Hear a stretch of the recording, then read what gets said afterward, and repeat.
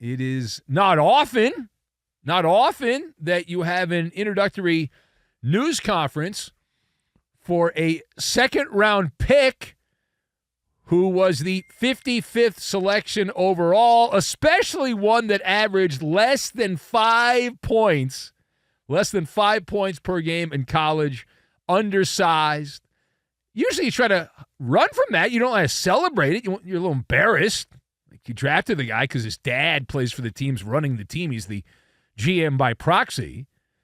But, well, it happened. So if you didn't see this and perhaps you missed it, Bronny James was introduced. Now, he grumbled. He complained a little bit about the negativity that people like yours truly and others who practice the ancient art of gasbaggery have taken towards him. He said, though, this is great, I've been dealing with it my entire life. Oh, such a sob story. He says there's more pressure that comes with having the background that he has. Okay. But that was not the highlight. We'll get more to that in a minute. But the highlight to me was the podcaster and the faux coach, jjredick, king of the schmucks, jjredick there, who will talk down to you. He's a genius. Just ask him, he'll tell you. So jjredick dismissed the popular opinion by popular people that the only reason Bronny James was drafted is because of nepotism. Yeah, but Redick wants you to know that's not true. He wants you to know, no, that's wrong. That's wrong. A quote from Redick. He said, Bronny has earned it. He's earned this. Bronny talks about his hard work. Bronny has earned this through hard work. Redick bubbled, talking about the Nepo kid. So let's start with that. That's the money quote. You always start with the money quote when you get one. So let us discuss the question. Podcaster / coach jjredick, the podcaster in chief, says LeBron James' son, Bronny, quote, and I say this in air quotes, earned a spot with the Lakers through hard work. What is your calculation on this one? So I've got Bounty, Skid Row, and Whalers.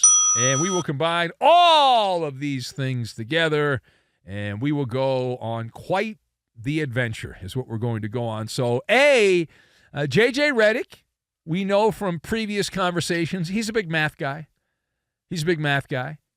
Talk about that, I'm told, on his podcast. I didn't actually hear it firsthand. I would have to listen to it. I don't listen to people that are a-holes, so didn't hear it. But secondhand, people say, oh, yeah, he talked about math and all this stuff. So he likes to spit at the little people. That's what Redick does. He spits at the little people. But I tell you how smart he is.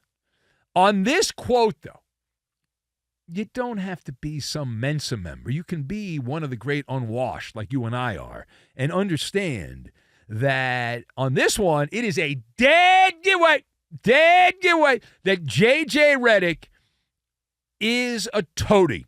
He's a toady. That's what he's doing. We knew that when he got the job that he had no business getting. So, of course, he's going to defend a player that has no business being drafted into the NBA. LeBron James is the master puppeteer in this story. That is what LeBron is. The great puppeteers of our time. Jim Henson, the greatest of them all back in the day. But LeBron James as a puppeteer, he's got the jjredick sock puppet. He likes that a lot. He's always had figurehead coaches over the years, but this is his masterpiece with this cat. And every man, woman, and child understands what the heck's going on here with jjredick. And I would like to see, I'm not going to be all negative here. I'll be Benny Brightside. I would like to see jjredick get an endorsement deal with Bounty. Now, why Bounty? Because they're known as the long-lasting picker-upper. And my guy, jjredick, needs a really good paper towel because he's got to wipe off his schnoz because it's got a little brown stuff on there. He's a brown noser is what he is. My God. The hard work thing, I always laugh at that one because I was doing this job during the heyday of the steroid era in baseball. And I recall when the wall started crumbling in that era for guys like Balco Barry Bonds and Mark McGwire and Sammy Sosa, all these guys, you probably don't even know who they are. They were big stars back in those days. And they started getting outed by people for doing steroids. And when confronted, they would say, hey, I remember Mark McGwire, who was a big slugger back in the day. I spend so much time in the gym working out. I can't believe you would say these things about me. But on this one, it's not even about how much time you spend in the gym. Like, literally and figuratively, the only reason that Bronny James is in the NBA is because of the fact that he has good DNA. He got in the right DNA line there, and it's the family business. Now, let's circle back, though, to the Lenepo, all right, the nepotism kid, Lenepo quote there from Bronny about hardship. Bronny James saying that the pressure will be amplified after being drafted by his daddy's team. Do you agree with him on that? Do you agree that the pressure will be amplified on scrawny Bronny? So I'm shaking my head no on this one. You can't see me. If you can, you're a stalker. This is farcical, as Al Michaels would say. Even AI Al Michaels would say it's farcical. If you want to know what pressure is, we have people that have pressure that listen to this show. Real, legitimate pressure. Right? Real, legitimate pressure. Pressure is if you are homeless. Go down to Skid Row. If you want to. You're a homeless person, and you don't know exactly where your next meal is going to come from. And you may or may not have kids. See, that's pressure. Bronny is the poster boy of privilege and entitlement. He's the modern trust fund kid, right? In this case, forget the trust fund.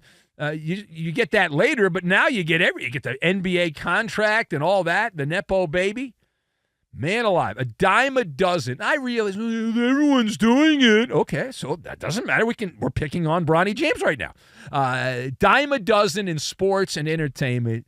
A child of a celebrity who is not that good but gets a career because they go into the family business, and that's how it works here. And he's only getting the opportunity, Bronny James, and most knowledgeable people know this. He's only getting the opportunity because of his daddy's connections. In this case, the hostile takeover of the once proud, now embarrassing Laker franchise. Not because of his own talent, his own ability, certainly not because of merit. That's not what's going on here. Lenepo James there, signing a contract with multiple guaranteed seasons. Normally a second-round pick gets a two-way contract. It's not fully guaranteed, but the contract, from what we're told, is fully guaranteed for the Nepo baby, Lenepo, and good luck on that. Good luck. Okay. All right, last word here. So no major transactions, no boom shakalaka trades in the NBA or free agent signings in the last 24 hours. So we started with this, but there are some rumblings out there. The streets are talking, and they're saying that the Lakers are in full-on panic mode at this point. You hate to see it, don't you? Oh, man. But they're now pivoting, and they're trying to get their hands on Blazers forward jeramigrant. I'm not kidding, by the way. I'm not punking you. This is not some kind of performance art. Jeramigrant of the Trailblazers, would he make a noticeable difference? So put two letters together and put an N on one side. I'll add on the O, and I'll put those together, and you get your answer right there. That would be no. Now, Grant put up some good stats. He's what's known as a classical stat bandito for a dog food Portland basketball team, garden variety. And I know, because back in the day, I spent a lot of my time covering horrific basketball teams. And there was always a guy every year that had averaged 20 points, sometimes 23, 24 points a game, got a bunch of rebounds, blah, blah, blah, blah, blah. But they were meaningless stats. Right? Just filling up the box score, but nothing that contributes to winning. And so the Lakers, what this tells you at this point is the Lakers have missed out on all the good players, all the impact players, all the players they wanted. Best laid plans of mice men and the GM, LeBron. And so now they're turning into whalers, not Hartford whalers. No.